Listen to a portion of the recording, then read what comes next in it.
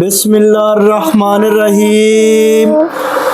अस्सलामुअलैकुम पाकिस्तान जिंदाबाद। ये है जी मेरी बेटी शाल और ये हमारा पहला वीलॉग है। और आप हमारे चैनल को ज़्यादा से ज़्यादा शेयर भी करें, सब्सक्राइब करें और लाइक भी करें और कमेंट करना तो बिल्कुल ना भूलिएगा मेरे दोस्तों। ये जी शाल है, इससे बातचीत करते हैं। इसकी मीठी मीठी और प्यारी प्यारी बातें आपके दिल को मोह लेंगी।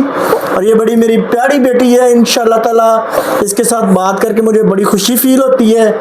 तो अभी अब इसका सुबह आने वाला है रिजल्ट और ये इसने होना है जी माशाल्लाह से अव्वल क्लास में।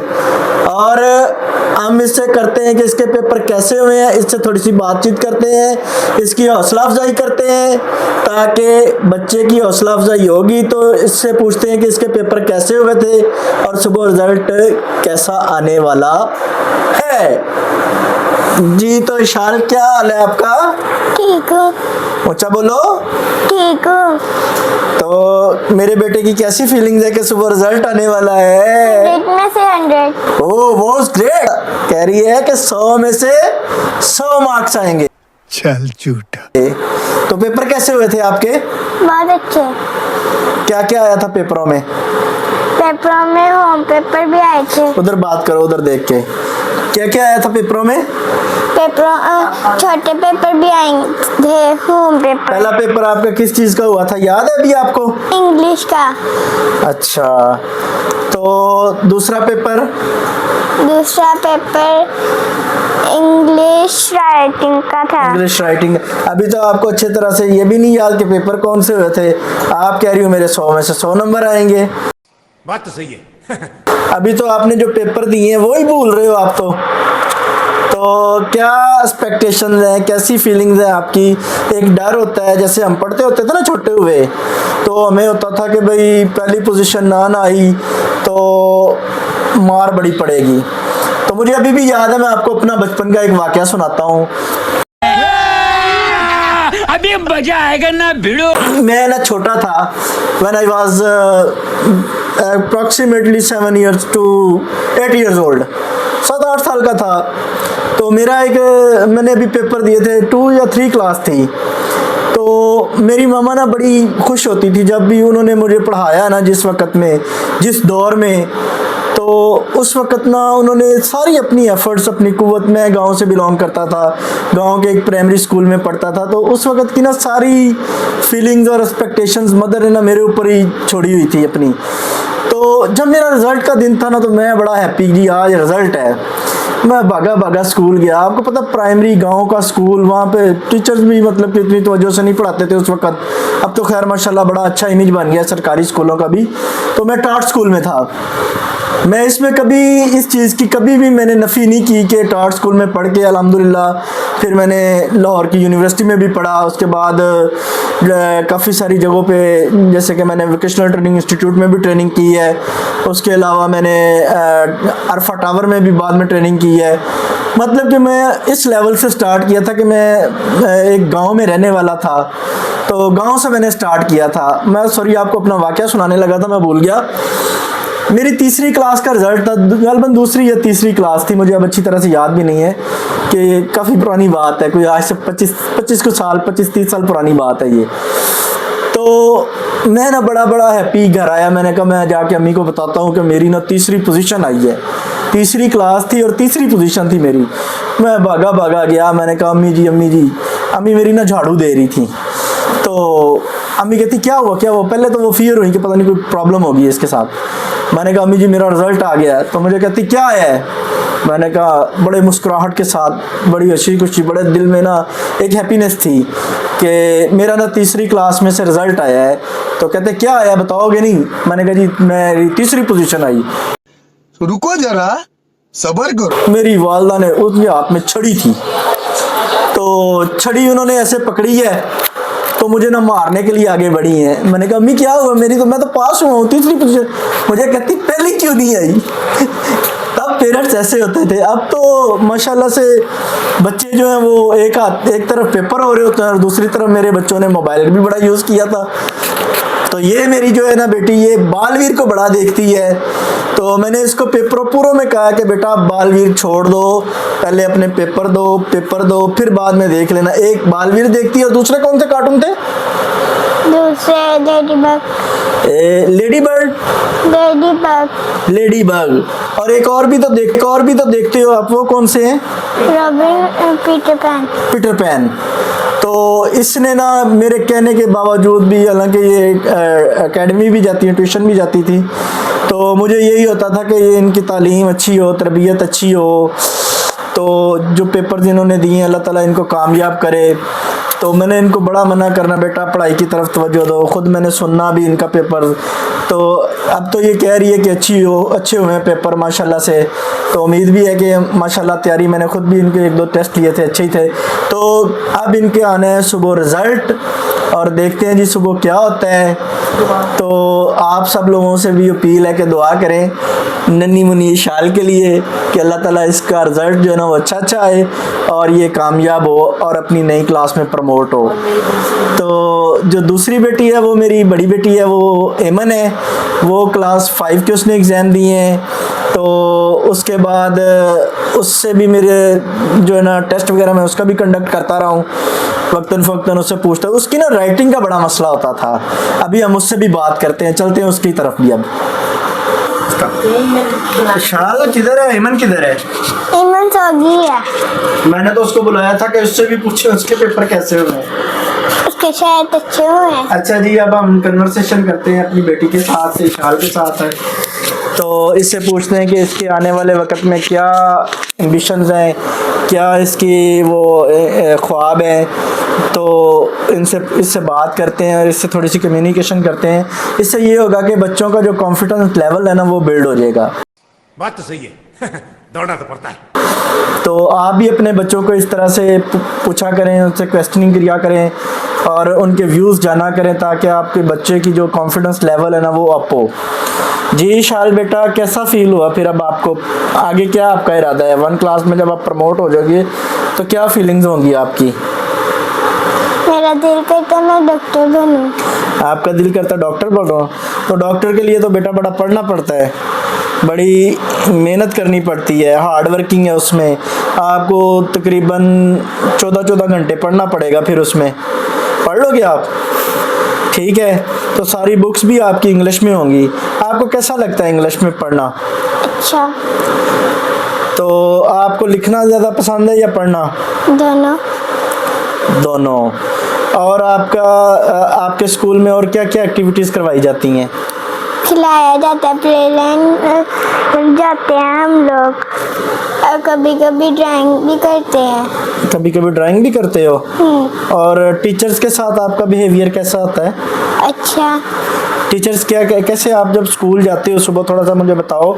जब मैं आपको सुबह अर्ली मॉर्निंग उठता हूँ जी, मेरी ये रूटीन होती है कि मैं अपने बच्चों के लिए ना, मैं बेशक सुबह फजर की नमाज़ पढ़ के सोऊं, तो तब भी मैंने इनके लिए उठ जाना होता है। 8 बजे इनका स्कूल लगता है, तो मैं अपना जो है ना नींद को अपनी को कुर्बान कर देता हूँ चल झूठा अपने बच्चों के लिए। जैसे ही ये मुझे एक आवाज़ देते हैं कि पापा जी अब उठें, अब हमारे स्कूल का टाइम हो गया है, तो आप हमारे साथ ना छोड़ के आए हमें। मेरी ये ड्यूटी है कि मैंने अपनी बाइक निकालनी है सबसे पहले, और अपने बच्चों को इनका लंच बॉक्स, इनका बैग, सारी चीज़ें इनसे पूछ के, उसके बाद सारी चीज़ों को कलेक्ट करके एक को, तो फिर ये रेडी होते हैं। तो मैंने बाइक की चाबी पकड़नी है, बाइक निकालनी है।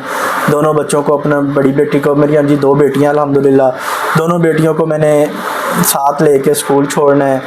और स्कूल के बाद इनकी मामा जो है ना, इनको छुट्टी होती है तो वो लेके आती है, क्योंकि मैं उस वक़्त ऑफिस में होता हूँ। अब हम बात करते हैं इशाल से कि इसके स्कूल में कैसा बिहेवियर है, टीचर्स के साथ कैसा बिहेवियर है, स्टूडेंट्स के साथ कैसा बिहेवियर है, इसकी कितनी फ्रेंड्स हैं, और ये सारा स्कूल का जो सारा दिन गुजारती है वहाँ पे कैसा इसको फ़ील होता है, कहीं इसको फ़ियर तो नहीं है, टीचर से ये डरती तो नहीं है। और अगर इसको कोई किसी चीज़ के लिए बारे में टीचर से पूछना हो तो इसकी क्या कन्वर्सेशन होती है। चलते हैं हम इशाल के पास।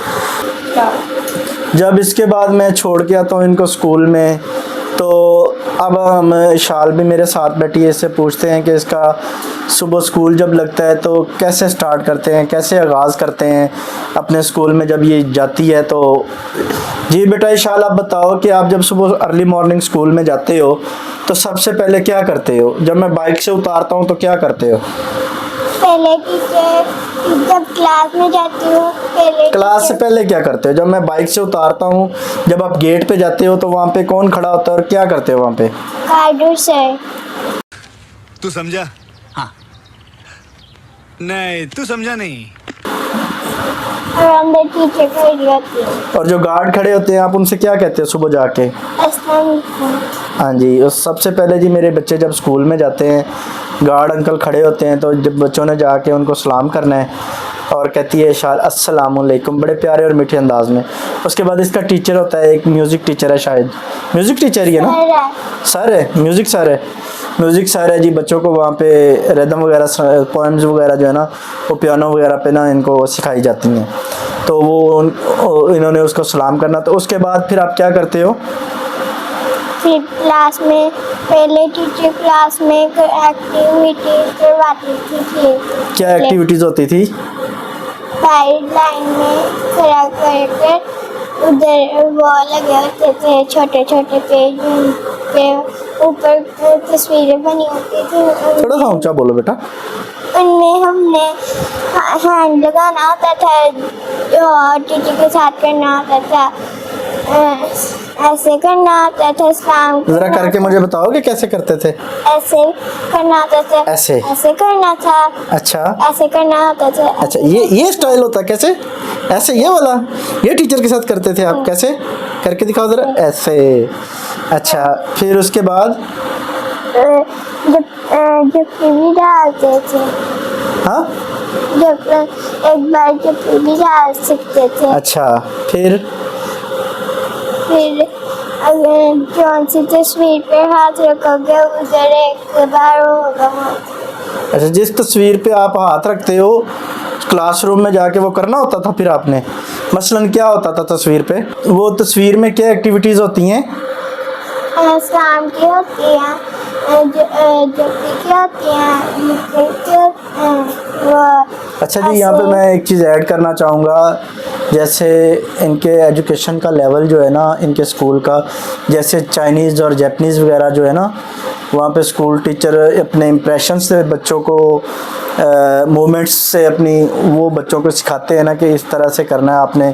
जैसे इन्होंने जैसे हम करते हैं कि जी शेक हैंड करना तो हम सलाम करते हैं, वहाँ पे भी सलाम करते हैं। और बच्चों को एक्सरसाइज की तरह की कुछ मूवमेंट्स कराई जाती हैं। तो आपने अक्सर वीडियोस में भी देखा होगा जापानीज़ और जो चाइनीज़ स्कूल्स की एक्टिविटीज़ हैं, सेम यहाँ पे भी इन्होंने ये एक्टिविटीज़ और एक्सरसाइज जो है ना इनका इनेकाद किया हुआ है इनके स्कूल में। तो उसके बाद आप सबसे पहले आपकी क्लास में प्रेयर नहीं होती, दुआ वगैरह? जैसे हमारे बचपन के स्कूल्स में वो असम्बली होती थी एक, जिसे हम असम्बली कहते थे, जिसमें कौमी तराना, नेशनल एंथम जो है ना वो, और इस तरह से एक जो दुआ होती थी, लब्बे आती है दुआ बन के, लामा इकबाल की जो दुआ है जो लामा इकबाल ने लिखी है, लब्बे आती है दुआ बन के तमन्ना मेरी, वो पढ़ाई जाती है अभी भी स्कूल में। लब्बे आती है दुआ बन के तमन्ना मेरी, ओ मेरी ज़िंदगी की, इस तरह से थी वो पूरी, है ना, लामा इकबाल की। उसके बाद फिर दुआ भी करवाई जाती है, दुआ कुरान पाक से जो दुआएं होती हैं वो भी पढ़ाई जाती हैं। वो वाली नहीं पढ़ाई जाती, नेशनल एंथम होता है। नेशनल एंथम होता है, वो क्या होता है? पाक सरजमीन शादबाद, किश्वर हसीन शादबाद, ये वाला होता है। इसके साथ साथ आपके स्कूल में नात वगैरह नहीं पढ़ी जाती सुबह सुबह? नात पढ़ी जाती है, उसके साथ नेशनल एंथम। अच्छा, पहले सबसे पहले वो सलाम करते हो आप गार्ड को, उसके बाद आप स्कूल में इंटर होते हो, क्लास में जाते हो। क्लास से पहले असम्बली होती है आपकी, जैसे आप बता रही हो, पहले दुआ, पहले नात होती है सबसे पहले, ठीक है। नात के बाद नेशनल एंथम वो होता है, ठीक है। उसके बाद आप अपनी मूवमेंट्स होती हैं आपकी, ठीक है। उसके बाद आप अपनी सीटों पे बैठ जाते रुको जरा, सब्र करो। हो। अच्छा, फिर टीचर क्या कहती है आपसे? डायरी लिखवाती थी पहले। अच्छा, पहले डायरी आप खुद लिखती हो? नहीं, टीचर बोर्ड पे लिखती हैं। टीचर बोर्ड पे लिखती हैं और आप खुद राइट करती हो उसको? आपको करना आता राइट इतना? अच्छा, वेल, तो आपकी एज कितनी है अभी? अपने ऑडियंस को बताते हो आप कि आप कितनी एज की हो? 7 years। 7 ईयर्स ओल्ड हो जी। ये मेरी छोटी बेटी है, नाउ जी, ये 7 ईयर्स ओल्ड है। तो अभी इसकी बड़ी बड़ी क्यूट सी बातें होती हैं। कभी कभी ना ये ऐसी ऐसी क्वेश्चनिंग करती है ना, आगे जाके आप खुद वीलॉग में देखोगे कि ये कैसे कैसे अपने इम्प्रेशन से, अपनी टॉकिंग स्टाइल से, अपनी कम्युनिकेशन से आपको कैसे ये आप कहोगे कि ये कितना एंटरटेन करती है। इसकी टीचर्स, इसके जितने भी ट्यूटर्स, जो ट्यूटर टीचर्स हैं, वो इसको बड़ा लाइक करते हैं। बल्कि यहाँ तक कि वो इसकी बातें, इसके बाद बात करके ना, कन्वर्सेशन करके, कम्युनिकेशन करके वो बड़ा खुश होते हैं। चल झूठा। और बड़ा प्लेयर फील करते हैं इस चीज़ को कि इतनी प्यारी बातें करती है ना ये। आपको भी आगे जाके वीलॉग में ये दिखाएगा अपना गौहर इस चीज़ का। तो इसके बाद फिर आपका क्या आगे क्या होता है सिनेरियो? थोड़ा सा बताओ मुझे क्लासरूम का। डायरी के बाद टीचर बोर्ड पर काम लिखती हैं। ठीक है, फिर कभी कभी हम प्ले लंच चले जाते हैं, कभी कभी बेसमेंट में। अच्छा, तो लंच कब करते हो आप? अभी मजा आएगा ना भिड़ो। लंच लंच जब टाइम हो जाता है।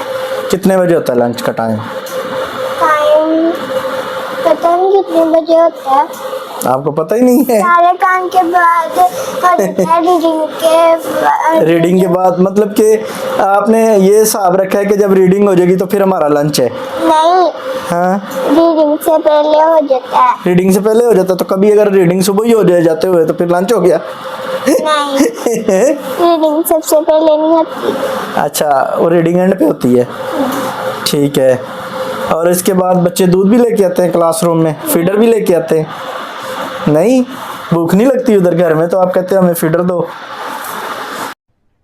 अरे कहना क्या चाहते हो?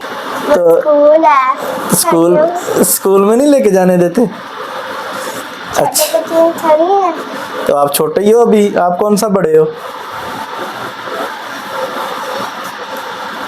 और आप ये जो बालों की कंघी शंगी क्यों नहीं करती, ये पहले बताओ ना मुझे। साले का खोपड़ी तोड़ साले का। ये देखो अभी भी बाल बिखरे हुए हैं कुछ आपके। आपको कैसे लगता है ये? देखने से दिख रहे हैं। अच्छा, अब आप कह रही हो कि मैंने बड़े होकर डॉक्टर बनना है, तो उसके लिए आपने मेहनत करनी है। ठीक है, सुबह आपका रिजल्ट है तो आपको कैसा फील हो रहा है अभी? अच्छा। क्या मतलब कि एक्सपेक्टेशंस क्या आपकी इस हवाले से कि जब हमारा रिजल्ट आता था तो हमें उस रात को ना नींद नहीं थी आती कि पता नहीं हाय सुबह क्या बनना है। किसी पेपर में अगर फेल हो गए तो मुझे तो पता होता था कि मेरी अम्मी ने तो ना बस वो कहते हैं ना कि पंजाबी में खाल उतार लेनी। तो मेरा तो वो सीन होता था कि मैं बड़ा फियर होता था इस मामले में ना कि अम्मी से बड़ी मार पड़ेगी, अल्लाह ना करे कोई अगर मेरी कोई किसी पेपर में मेरी नंबर अच्छे ना आए या मतलब कि कह लें कि फ़ेल हो गया, तो मुझे ये बड़ा डर होता था कि सबसे पहले तो जी अम्मी ने पकड़ लेना है वो स्टिक, जिसे हम पंजाबी में छड़ी कहते हैं, सोटी, वो मेरी अम्मी ने रखी हुई थी। और जैसे ही कोई हमने हरकत करनी तो बड़ी मार पड़नी। फिर अम्मी ने ये नहीं देखना कि बाजू पे लग रही है, टांगों पे लग रही है।